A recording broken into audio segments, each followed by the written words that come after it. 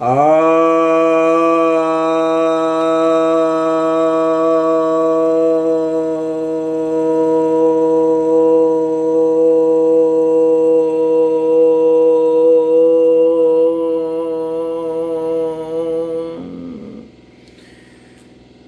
भक्तों को सब प्रेम नमन। भक्तों, आज मैं सवाल, आपके प्रश्न, आपके उत्तर हमारे विषय पर प्रवचन करने जा रहा हूँ, जिसमें मैं आपके जो कमेंट बॉक्स में जो प्रश्न आप उठाते हैं उस पर मैं आपको उत्तर देता हूँ। तो पहला जो मैं प्रश्न ले रहा हूँ, बहुत अच्छा प्रश्न आया है। ये अभी एडम नाम से ये भक्त हैं, इन्होंने पूछा है। इनका कहना है, गुरुदेव सादर नमन। आपने कहा चित्त को जानने के लिए प्रेम भाव से रोना पड़ेगा, जो कुछ कुछ भक्ति सूत्र से मिलता हुआ है, जैसे चैतन्य महाप्रभु की स्थिति होती थी। परंतु अगर किसी में वैराग्य बहुत गहरा हो गया हो और सांसारिक प्रेम भाव नगण्य रह गया हो, तो वह कैसे प्रेम भाव से रोए? क्योंकि वैराग तो भाव शून्य कर देता है, सब व्यर्थ मालूम होता है, रोना हंसना सब। तो अभी जी आपको पहले मैं यह बताऊं कि प्रेम जो है वह सांसारिक नहीं होता है।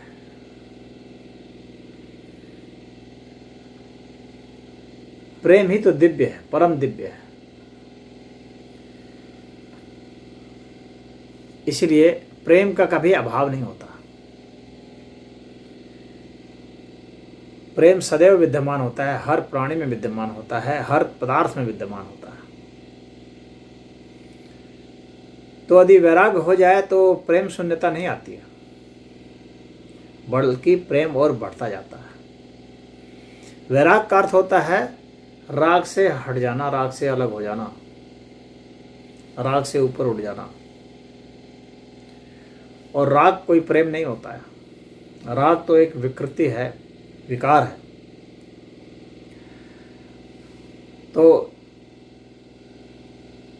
यहाँ पर कहने का तात्पर्य यह है कि जब हम स्वयं से उस चीज़ को करने में असमर्थ हो जाते हैं, जो चीज़ हम चाहते हैं कि ईश्वर बोध हमें हो जाए, तो फिर वहाँ प्रेम जो है वही हमारे काम आता है।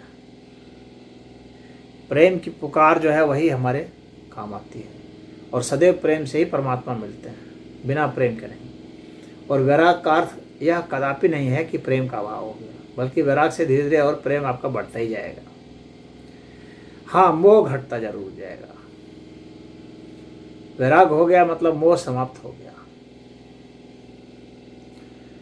परंतु प्रेम अनन्य प्रेम में बदल जाए, तब जाकर के वो भक्ति हो जाएगी। तो चैतन्य महाप्रभु की जो बात है वो यही है, नहीं प्रेम बिन ठाव।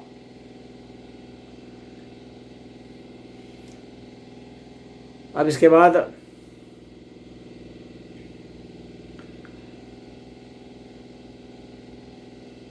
एक जिज्ञासा है, जो चिन्ह है। इन्होंने कहा है कि जो ये प्रशांत किशोर और सदगुरु किस्म के लोग हैं, तो ये न्यू वेदांती लोग हैं। तो न्यू का कह करके बहुत सारी चीज़ें चल पड़ी हैं। तो ये जो नियो वेदांती हैं, नव वेदांती, तो वेदांत सूत्र में यदि कहीं कोई गलती हो, कहीं त्रुटि हो, जिसको आप ठीक कर दें, तब तो माना जाता है नव वेदांती। लेकिन वेदांत सूत्र अपने आप में सही है जब, तो यदि आपने उस सही के विपरीत में कुछ करने की कोशिश की, तो निश्चित है कि वह गलत करेंगे। तो इसीलिए इन लोगों ने जो कुछ भी बातें करने शुरू की वो फिर भ्रम उत्पन्न करने शुरू हो गए, चाहे आत्मा के विषय में, परमात्मा के विषय में, अवतारों के विषय में।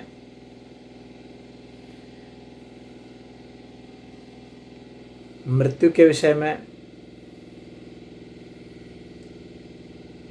जबकि मैं समझता हूँ कि बादरायण जी का जो वेदांत है, मैंने भी उसका अध्ययन किया है, और जब योग सूत्र समाप्त होगा तो मैं वेदांत सूत्र की शुरुआत करूँगा। अभी तो योग सूत्र पर प्रवचन कर रहा हूँ। तो यह मैं आपको बता दूं कि उसको समझने की ज़रूरत है, वेदांत को अनुभूत करने की ज़रूरत है, और उसके बाद प्रचार करेंगे तो उसके अनुसार से ही करना है। उसमें हम तब कुछ जोड़ सकते थे जब उसे हम कुछ बेहतर बनाने के लिए करते हैं, परंतु जब हम उससे बदतर कोई चीज़ प्रतिपादित कर रहे हैं और जो कि उसमें भ्रम उत्पन्न करे और विकार उत्पन्न करे, तो उसको हम न्यू वेदांती कहना तो उचित नहीं होगा। जैसे डार्विनिज्म है तो न्यू डार्विनिज्म का सिद्धांत आया, तो उन्होंने डार्विन के सिद्धांत में जो त्रुटि थी उसको ठीक किया, तो न्यू डार्विनिज्म तो ठीक है। मार्क्सिज्म है, न्यू मार्क्सिज्म ठीक है, मार्क्सिज्म में कुछ दोष पाए गए तो न्यू मार्क्सिज्म आप बना सकते हैं, कह सकते हैं। अगर मार्क्सवाद में सिद्धांत में आप कुछ सुधार कर दिए तो न्यू सदैव जो है उसको बेहतर करने के लिए तो हो सकता है और वह स्वीकार्य होगा, लेकिन यदि वह कोई विकार ही उत्पन्न कर दे और बदतर बना दे, उसे व्याख्यायित नहीं करे बल्कि और उसको कंफ्यूज कर दे, उसको और भ्रम में, संशय में डाल दे, तो उसको न्यू वेदांती कहना ठीक नहीं रहेगा। और जहाँ तक विवेकानंद की बात है, इन्होंने विवेकानंद के विषय में भी कहा है कि इन जैसे कुछ गुरु, खुद विवेकानंद भी वेस्ट को प्लीज करने के वेदांत को अलग स्वरूप में प्रस्तुत किया। तो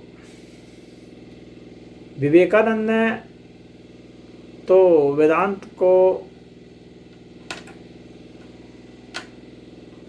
बिगाड़ के अर्थ में तो नहीं प्रस्तुत किया है, लेकिन यह अवश्य है कि उनके जो कुछ आचरण थे, जैसे सिगरेट पीना, मछली खा लेना, ये सब जो थे ये तामसी प्रवृत्ति की ओर अवश्य ही इंगित करते हैं। यह कुछ तमस का जो अवगुण था वह हो जाना अवश्य ही है, या कहीं कहीं पर इसका भी वर्णन आया है कि उन्होंने गोमांस का भी सेवन कर लिया था। तो यह जो है ये कॉम्प्रोमाइज के अर्थ में कह सकते हैं, और उनका इसके ऊपर यह एक्सप्लेनेशन था विवेकानंद जी का कि वहाँ की जो परिस्थितियाँ थी तो उस परिस्थिति के अनुसार से अपने को ढालना पड़ता है। तो मैं यह नहीं समझ पा रहा हूँ विवेकानंद जी के इस चीज़ में कि ऐसी वहाँ कौन सी परिस्थितियाँ थी कि गाय का मांस खाना अनिवार्य था। वहाँ तो महात्मा गांधी भी गए थे, उन्हें तो गाय का मांस खाने के लिए मजबूर कोई नहीं कर पाया, उन्हें शराब पीने के लिए कोई मजबूर नहीं कर पाया। तो मैं समझता हूँ कि गांधी ने यहाँ पर एक बेहतर, जहाँ तक चारित्रिक मामले की बात है तो वहाँ प्रस्तुतिकरण किया है, और विवेकानंद जो है यहाँ पर वह प्रस्तुति नहीं दे पाए और उन्होंने कुछ कंप्रोमाइज़ किया। अब उनका यह भी कहना है कि ऐसे कंप्रोमाइज़ करने के कारण ही मेरा उससे सामीप्य हुआ, इसके कारण मैं बदलाव किया, उनको सैद्धांतिक रूप से बदला। तो इस सिक्का का यह एक पक्ष हो सकता है कि उनको अपने पक्ष में लाने के लिए उन्हें कोई बात माननी पड़ी, हमें खुद को गिराना पड़ता है। अगर हम छोटे बच्चों को पढ़ाना है तो हमें स्वयं को अपने नॉलेज के लेवल को नीचे गिराना पड़ता है, तब जाके हम उससे संवाद कर सकते हैं।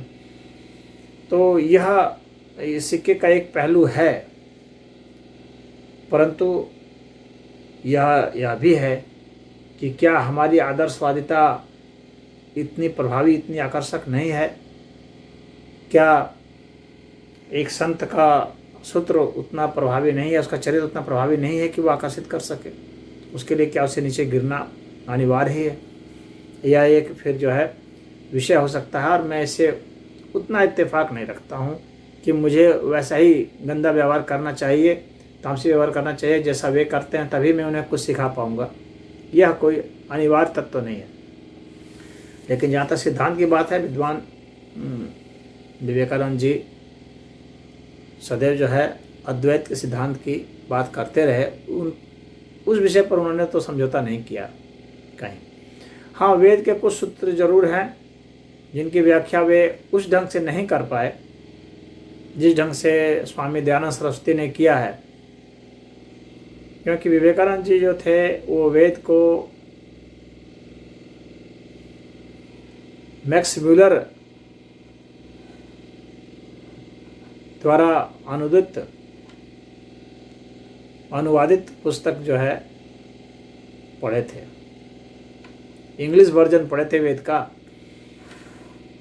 लेकिन वेद के संस्कृत वर्जन को पढ़ करके, जैसा कि अन्य विद्वानों ने किया है, जैसे महर्षि अरविंद घोष हैं, तो वैसा मैं नहीं समझता कि उन्होंने किया था। इसके कारण जो है वहाँ पर उनकी व्याख्या में अवश्य कुछ न कुछ दोष प्रतीत होता है।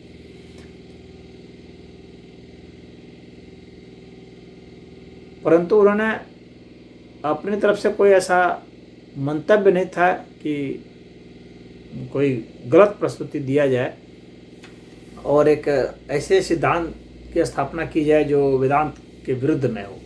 हमारी नियत क्या है यह बहुत महत्वपूर्ण होता है। हो सकता है हमारी व्याख्या में कुछ त्रुटि हो, लेकिन अगर ये हमारी नियत साफ है तो उस त्रुटि को बाद में भी कोई सुधार सकता है, कोई दोष नहीं है। लेकिन जब हमारी नियत ही गड़बड़ हो जाए तब फिर वहाँ से एक अलग धारा चलती है और जो वो हमारे नियत में खोट प्रतीत होता है। तो विवेकानंद की नियत में तो खोट प्रतीत नहीं होता है, उनके अन्य चीज़ में थोड़ा बहुत खोट हो सकता है।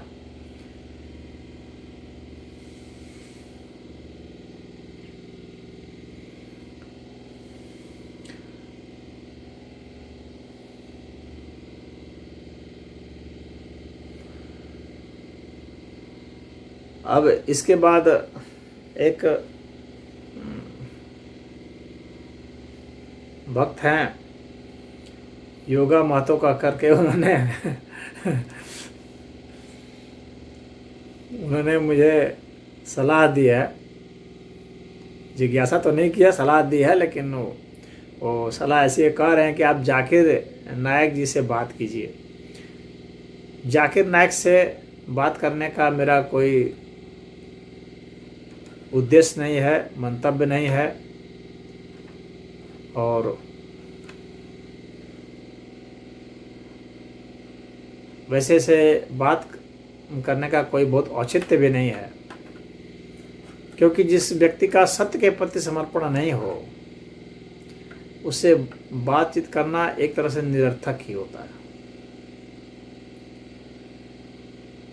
जो अपने भीतर वैसा स्पेस नहीं रखा हो, जिसके पास स्पेस की कमी हो, जगह की कमी हो, तो वहाँ पर आप कैसे रह सकते हैं, कैसे कुछ कह सकते हैं? आपके पास इतना बड़ा दिल होना चाहिए, आपके पास इतना बड़ा दिमाग होना चाहिए, जहाँ पर कि वहाँ पर एक स्पेस होना चाहिए कि कुछ और भी बातें, कुछ विपरीत भय बातें, जो आपकी मान्यता है उससे भिन्न कुछ बातें भी आ सकें, और आप की जो मान्यता है उसमें यदि कहीं कोई दोष है तो उसे आप दूर कर सकें, उसे आप पहचान सकें। यदि कोई कहता है तो उसे लें। लेकिन जब आप एक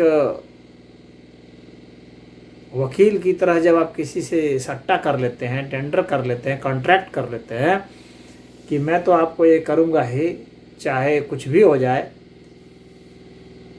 तो फिर तो वैसे में आप स्पेस बिल्कुल बंद कर देते हैं।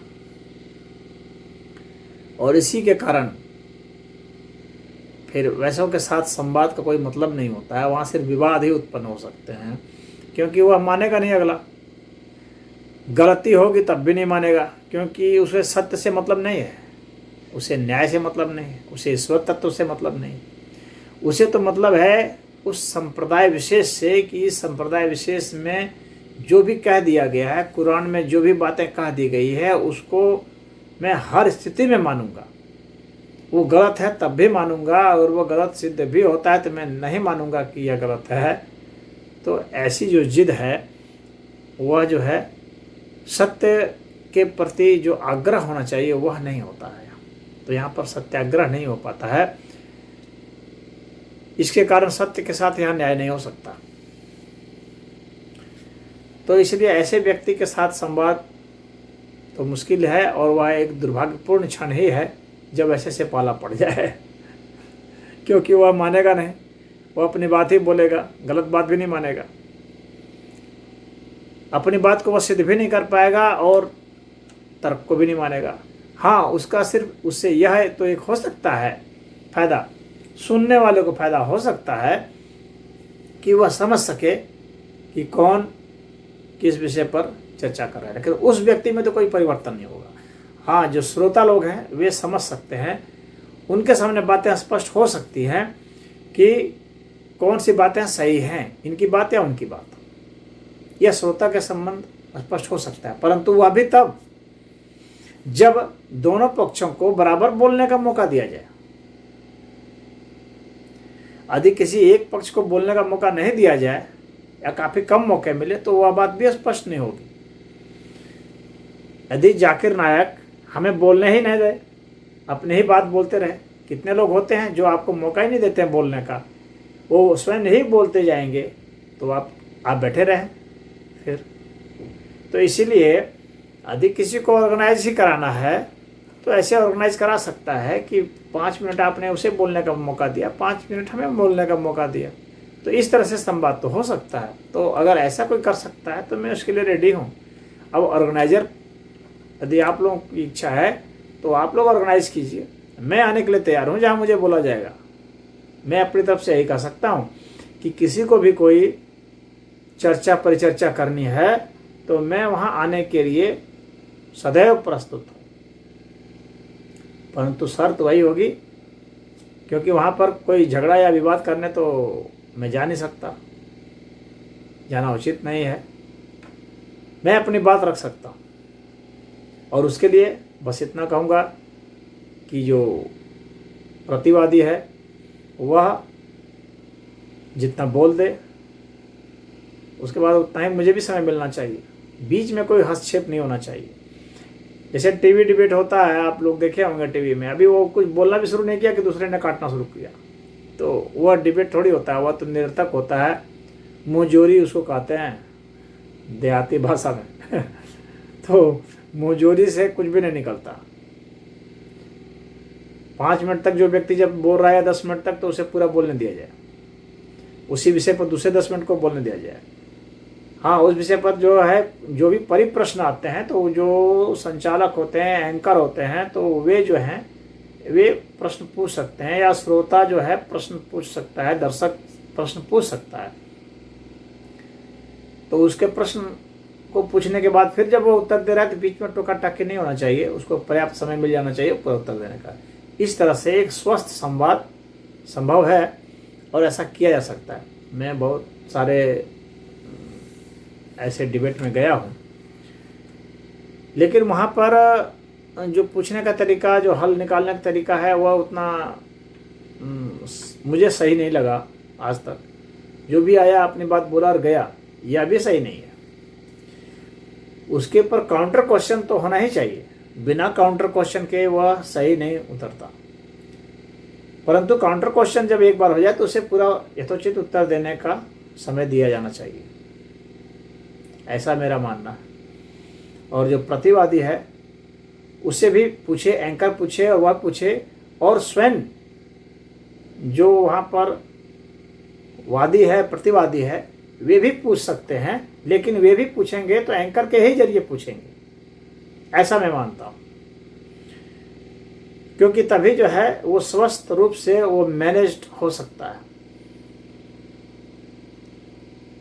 तो यदि ऐसा हो सकता है इस पद्धति से, तो मैं कहीं भी आने के लिए तैयार हूं, किसी कोई चाहे टीवी चैनल हो, चाहे कोई यूट्यूब का चैनल हो, या जहां भी हो।